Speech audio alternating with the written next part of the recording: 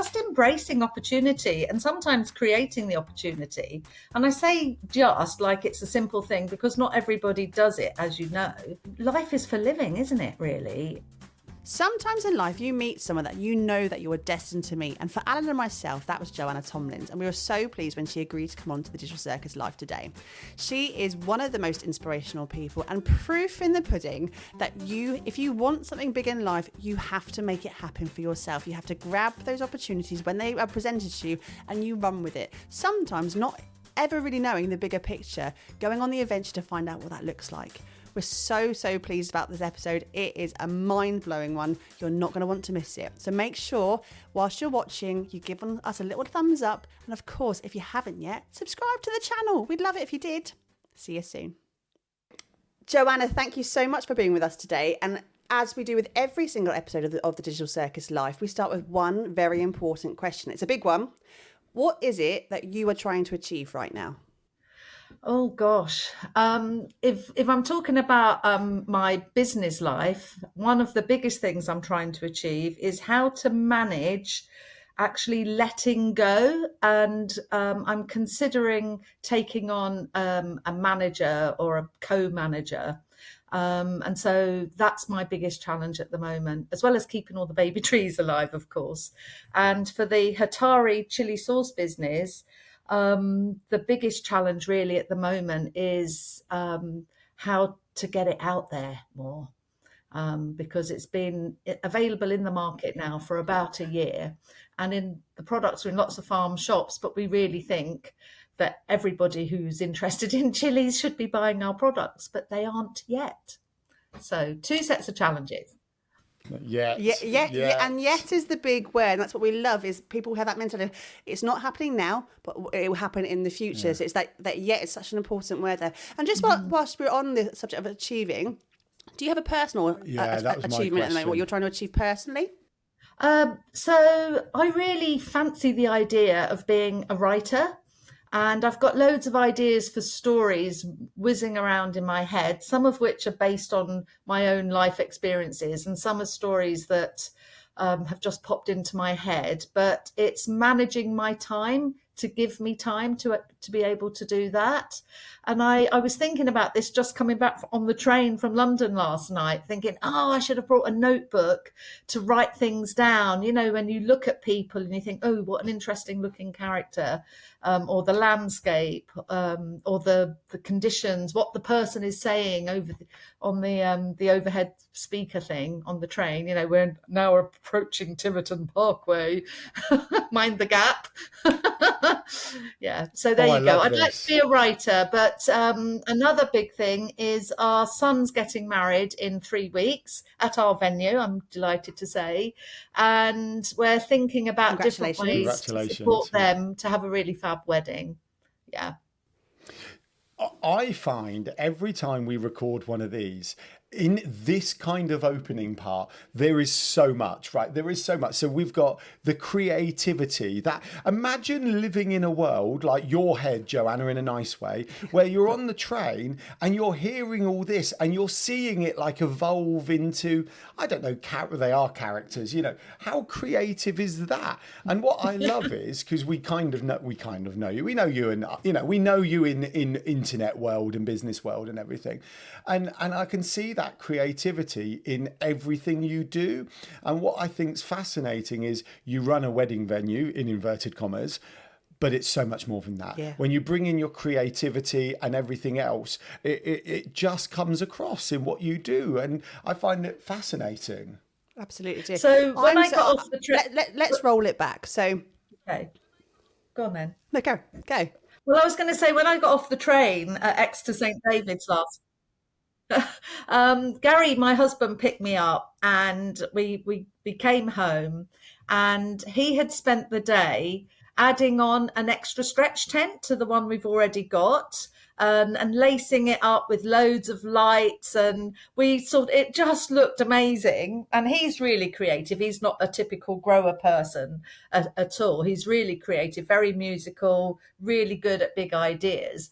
And we just had a celebratory drink under our sort of fairy light lit stretch tent, and it was just lovely.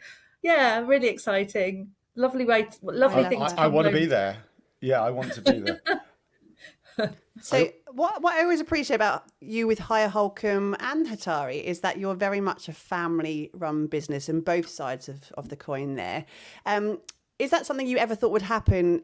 Was that always part of the plan for it to be you working with your husband, or No, is this no, something not at that's all. evolved over time? It's really evolved. I mean, as you know, Gary and I met in Nigeria, where we were both doing voluntary work, do you know, voluntary service overseas. Yeah. And at the time, we were both motivated by wanting to give back and travel around Africa and all the rest of it. And then when we settled down and got married, I don't think we had the idea that we'd like to go and live in another country for a few years. But I think we thought we would just come back. He would run a fruit farm. I would go back to teaching, and we'd bring up a family, and we'd save up and take them on lovely holidays. So no plans for businesses at all in any way, shape or form. But it's just been very much a case of, oh, that's a possibility. Let's give it a go. So that's how things have evolved. And it wasn't until about 20 years ago that we started our first business. So just over 20 years ago. And what was that Yeah. first business? So we had been living in Kenya, and Gary was growing roses for the supermarkets. And I had started a little primary school so that our children didn't have to go to boarding school. And his boss was really good at taking up all Gary's ideas for how he could diverse. I mean, we're talking, it was a multi-million-pound supplying roses and runner beans into the supermarkets. And Gary said, he's always taking our ideas. We should keep some ideas for ourselves. What can we do? What can we do? So we just looked around our garden on the farm where we lived in Lake Naivasha in Kenya. And it's like, well, we can't do fresh flowers. That's all sewn up. Why don't we try drying some flowers? And from that, we developed a natural bougainvillea flower petal confetti company called Passion for Petals. So in 2000, we started a bougainvillea flower petal confetti business. And that's how it all began, really. So we've got a million questions once again, Joanna, from that part. So there's the creativity part once again being there all the way forward. But also you talked about being a teacher, and you guys had moved over with voluntary services overseas and everything else. But and we see this with quite a lot of creatives, that sometimes the business element doesn't come naturally. So for you guys, obviously you had the catalyst of the boss kind of robbing all the fab ideas. Was there anything else perhaps stopping you doing the business idea, or anything else where you went, oh, stuff it, let's just do it? What was that literal kind of point of turning into business? I think it was, like I say, we were living in Kenya when we had the idea to pick the bougainvillea bushes in our garden and dry them in the airing cupboard. And Gary, because he was, he was the agronomist director for this company, he said, well, we need to think big. I'm thinking, let's grow 10 bushes. And Gary's going, no, we need acres. You cannot create a market for a product that's brand new. And we didn't even know if anybody would be interested in petal confetti. And it was like, well, what have we got to lose? Let's just give it our best shot. And so this was the year 2000. It was the beginning of the internet and everything. We heard that people had websites. It's like, okay, let's get a website. And first of all, it was just an information website. We went to the NEC in Birmingham and threw loads of petals around. Deliveries came from Heathrow with all our petals in boxes, and I mixed them up in the bathtub. And it was very exciting to actually see people respond to our product. And when everybody came past our stand at the National Wedding Show at the NEC, I would just throw a handful of petals over people. And if they kissed, I'd give them a free box. I love that. So we really did like the whole interaction with people, and being, it's just so lovely to see people respond positively to something that you've created. But actually it got quite lonely, the whole petal thing. I didn't teach. I did do a bit of supply teaching in the winter months when we first started, because by that time we'd moved to Devon. But I actually really missed people. And at the time, the only time I got to see people is when I went shopping and when we did a wedding show. So yeah, so that lasted about 7 or 8 years before we built our house that we're living in now. And I discovered that nothing terrible happened if I spent the day out choosing taps and tiles. And I'd come back home and press a button on the computer, and these orders had just come down. We discovered Google pay-per-click, and it seemed a lot easier in those days, actually. We didn't really need social media or anything like that. We didn't know about social media. So, yeah. And that's how we know you, because we need to know about social media. But yeah, let's just give it a go. See what happens. That's the thing. It seems like a good idea. Let's give it a go. Totally. And that is the theme that I'm kind of getting from you from just this very short, brief conversation. And we rolled it back a couple of minutes ago when you were living in Africa, and you just said it completely out of the. Oh yeah, we decided to start a school so my children didn't have to go to boarding school. You know, that gun ho. I'm going to start my own school there.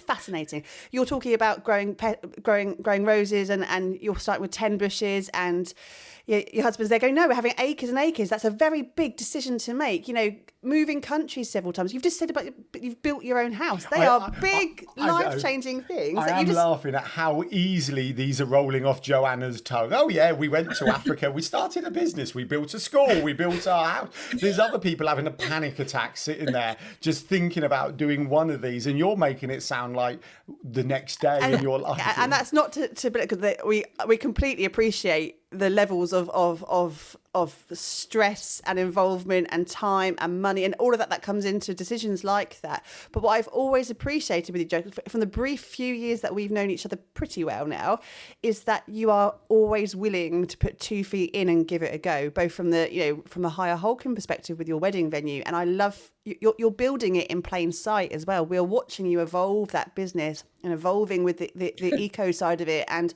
we're watching you growing Hitari, and you've never shied away from that fact. You don't know everything, but you're going to give it the best shot you can, and you're going to learn as much as you can on that journey. And I've always appreciated that with you. Always, always, always, Gemma. So thank you for sharing it with us, number one. Number two, how do we get to be a bit more like you?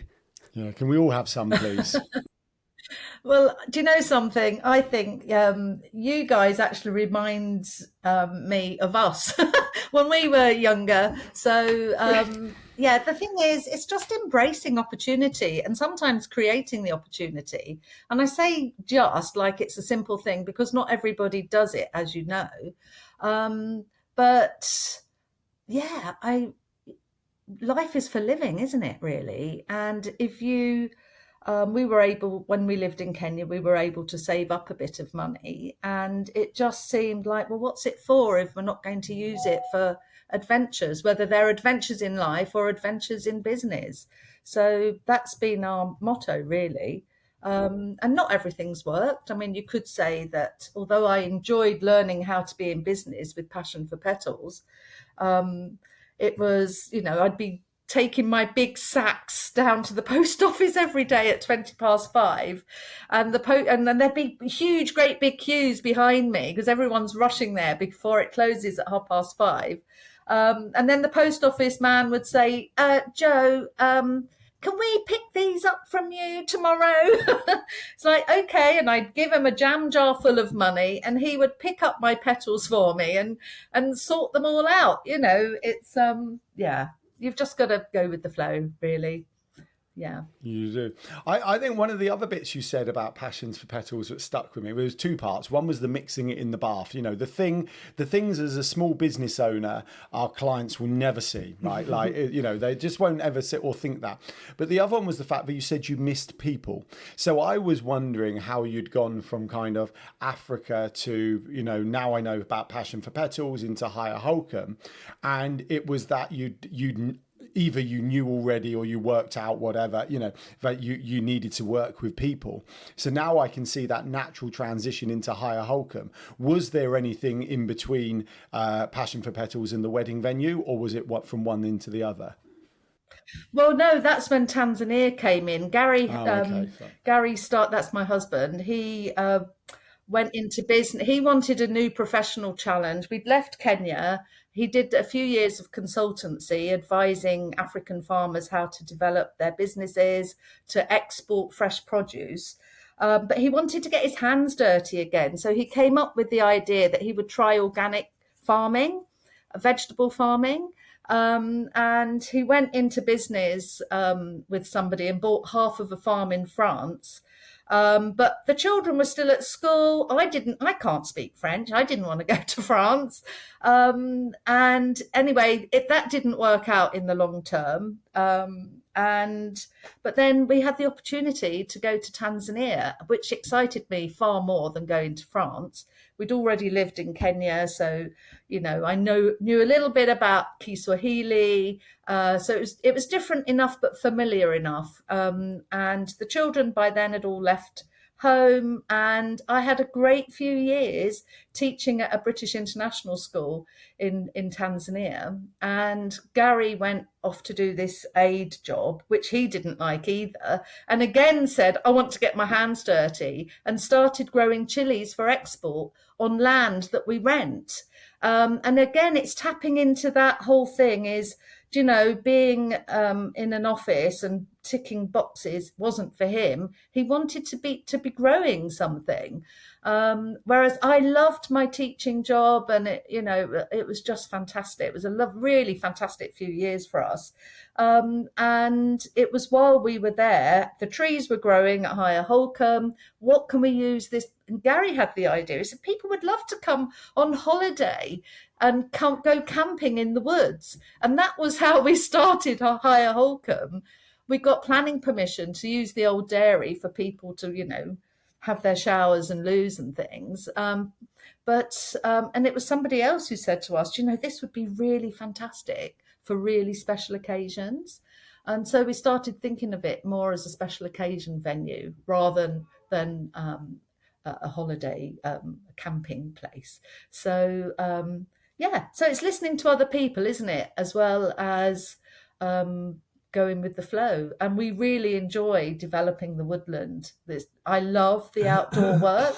I do love people. I love meeting the couples. I get genuinely excited about their plans for their big day. I really do love it. And we're both really practical, flexible, problem-solving people. Where other people see barriers, we see ways of making things happen positively. So I think that is a unique skill set, not to us, yeah. obviously, no, but it is. we are problem solvers and we're very flexible. I can't remember where I was going with that. We got, Who cares? we got- Joanna, who cares? It's fascinating. I'm loving this. What is the thing you love the most about your job? So there's two bits that I love actually. I do really love meeting the couples and seeing what they create. I love it. I love seeing that. And although I've said I really love people, I actually love fighting the brambles on the land. I love fighting the brambles. I get it brings out the feistiness in me, and I don't have elegant hands. They're usually doing some grubby job, but I love seeing the woodland mature and seeing all the wild flowers flourish and fighting the brambles. I love it. I can just have this I've got an image in my image. head, and I go, yeah. I've got a lot of images. This comes back to you being on the train again, Joanna. Can I ask a question? Right. So I don't know if how far back we've gone. So we've covered teacher. Was teaching your first career job? As you started, or was there kind of anything relevant and significant beforehand? No, I trained to be a teacher. From there, I went to do voluntary work in Nigeria. I came back and I taught in the East End of London, then in Kent, and it was while we were living in Kent. Gary was running a fruit farm that grew strawberries, apples, and pears, and that's where we were when we got married. Oh, lovely. And it was what was the question again?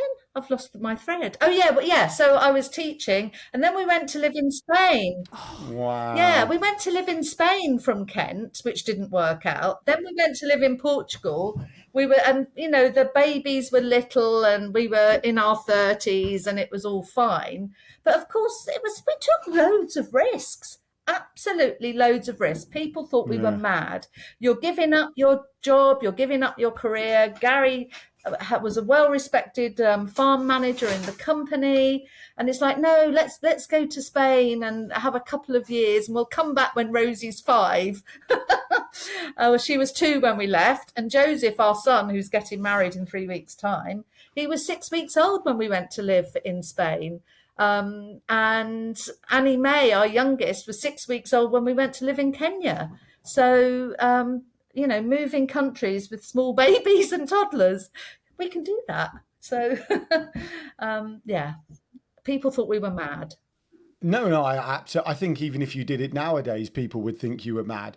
But obviously, we know you're not. But like, what's the driver for this? What is this a driver for adventure? Is this a driver? You talked about Gary wants to grow stuff and get his hands dirty, and you both like that.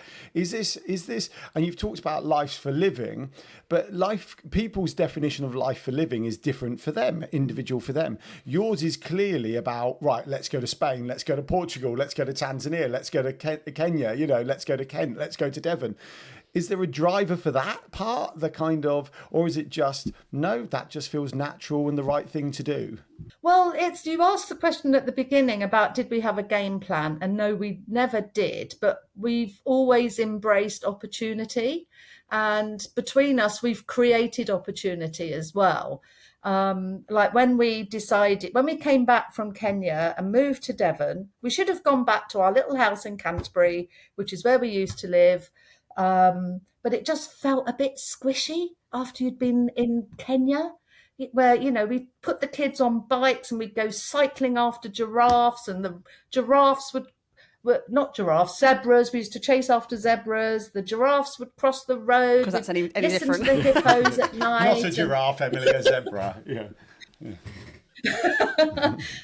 It's just like seizing the day, I suppose, isn't it, really? But, I had a very ordinary childhood in southeast London, went to the local comp, and, I always wanted to travel, I have to say. I've always wanted to travel. And so going across the Sahara from the north of Nigeria is one of my high points. When I left Tanzania, because I got too old to be a teacher there, a friend and I went climbing up the Nyiragongo volcano in the Congo, which has got the largest active lava lake in the world. And I couldn't walk for a week afterwards. But that to me was such a fantastic adventure. And I would, embrace opportunity. Embrace opportunity.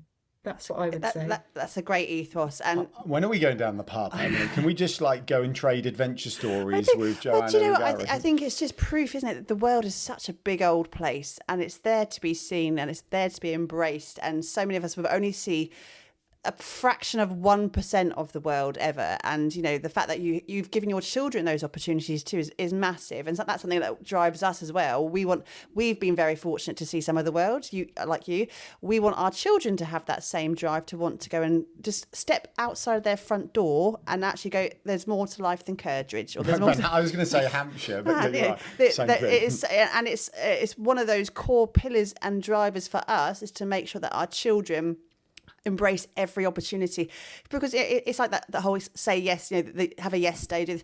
You never know where that's going to take you, and those opportunities, are right in front of you sometimes you don't even realize, but they can take you in such different avenues where you don't quite expect, and it may not have been on your original life plan, but it like those curveballs are so much more exciting, right? Yeah. And like I say, well, we never really had a plan. It's just go with the flow, really. Go with the flow. I mean, the whole But Hatari isn't that chili products business is that, sorry? so, well, I was going to say, isn't that a plan in itself? Yeah, isn't that a plan in itself? Isn't not having a plan a plan? I know that sounds crazy, but it's like I don't do very well when there's nothing to do. Unless I plan to do nothing, then I'm absolutely okay with it. And I know that's semantics, Yeah. but that is how my head works. And I kind of feel, look, do you know what? We're not having a plan. We're gonna live life to the max. That's the plan. We're gonna have adventures. We're gonna create and seize Yeah. opportunities. Tell me about Hatari Foods, because that sounds fascinating as well. Yeah, so we were in Tanzania and Gary was renting land not far from Arusha and was growing chilies for export. And our youngest daughter, who's a food scientist, she threw in the towel with her PhD, which was to do with the flavour of celery. Can you believe that people do things like that? She Is threw in there a the flavour of towel, she celery? came Oh my over to goodness. apparently, and she just started experimenting with some of the chilies that were there and trying out a few things. And Gary's very musical. He plays the saxophone and the guitar and the flute, and we used to and because the farm was a chili farm, we decided to have these little mini festivals, and we called them chili festivals. And we had this chili festival. This was in 2016. And the day after, loads of people camped in the garden. And the next day, we took all the leftovers down to the river to have a picnic lunch. And Annie Mae had made this jar of chopped up aji chili mash, fermented aji chili. And everybody they couldn't leave it alone. It was like it was some addictive superfood or something. And we looked at it and it's like, gosh, people love this. We should try and do something with this. So that was in 2016, and it was because of having a picnic lunch after one of the chili festivals on the farm in Tanzania. And yeah, so we started with a product for the local market called Mama Moto, which means hot mama. And now we've started Hatari, which, as you know, ironically means danger in Kiswahili. But the Hatari chili products range actually is not silly hot at all. They grow chilies specially for their flavour profile. And that's where Annie Mae's skill set comes in, really. She's the new product development person. I'm just the one who I love helps that. at the market stalls on Saturdays. Come and taste the chilies. Well, you're still throwing petals on people, Joanna. This Yeah. is honestly, it's like it's just those little things in your life. They don't leave you. They just change, adapt, evolve, or do you in a different way. I agree, and I just think that once again, proof is that you listen to people, and that that was a fortunate accident. You had an event, and you had people who were trying. That's something she just threw together, and it worked. And you didn't just go, "Oh, that's nice. They liked our food." You create a business out of it, which is again, it's really admirable. But what I do want to kind of bring it to is the fact that once again, you've got your family involved with that as a project, and you've got your daughter involved in that, and it's a real family affair. And how do you? We've had a family business, and we're a family business as a husband and wife. How do you balance business and family to make sure that you are still all on the same page and smiling and waving all day, every day? Good question, Emily. Well, do you know something? It's not always easy, is it? Because the whole thing about working with your nearest and dearest is that you don't always have the sort of filters in place that you might have in a sort of otherwise outside professional situation. So there's that. The other thing is, especially with Hire Holcomb, is that there's always something to be done. So, and we're not very good at actually blanking out the calendar and having time. So you talked about having a date night last night, the first for 3 years. Yeah. We've started, it's that we really need to have some date days where we actually leave the farm and go somewhere, usually just to a youth hostel in Mevagissey or somewhere. We've recently been to Boscastle. We love the youth hostels. We think they're great. We're very easy to please us. I'm not materialistic. I don't care about flashy things. I care about the environment. I care about people having a lovely time. I love cooking food for my friends and family. And yeah, the thing is, we do probably work a bit too much more than we should. So not that great at all of that, really. So we joked pre-recording this about our date night last night. We were home by 9:15. We're so rock and roll like that. But I think, and what I always appreciate about your lifestyle comparison to ours as well, is that it becomes a lifestyle, right? It's life. That's the point. And we've always talked about work-life balance, but it's more like work-life blend, because your family is your work and your work is your family, and it's what you get up in the morning for. It's what fuels that fire in your belly.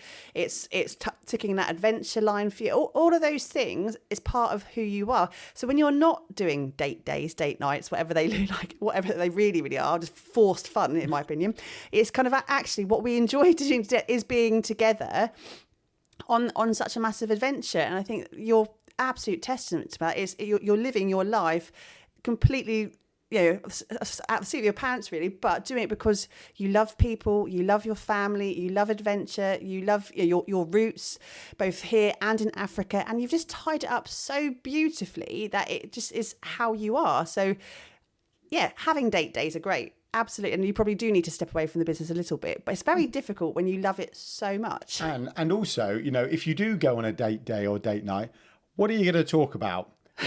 The business, because it's your life. And what I find my mum says to me, and dad and stepmom, they go, you guys should take some time off. Like, they'll take the kids for the day, like grandparents will have the kids for the day, and then they go, you guys should relax and go out for lunch or so. And we're like, no, child-free day. You've got the kids. We're going to work 110 miles an hour to get as much done as we can, so when the kids come home, we can hang out with them,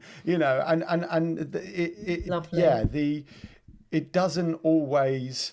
I think it's a different type of personality that only an entrepreneur would really understand. If you're not an entrepreneur, you're not in your own business, that switch off is just not necessarily something needed. I think. Yeah, needed. I think needed. I don't know. I think some, and then there's individual people in it as well. So, what's the future for both Hitari and for Higher Holcomb? Where do you see it in a few years' time?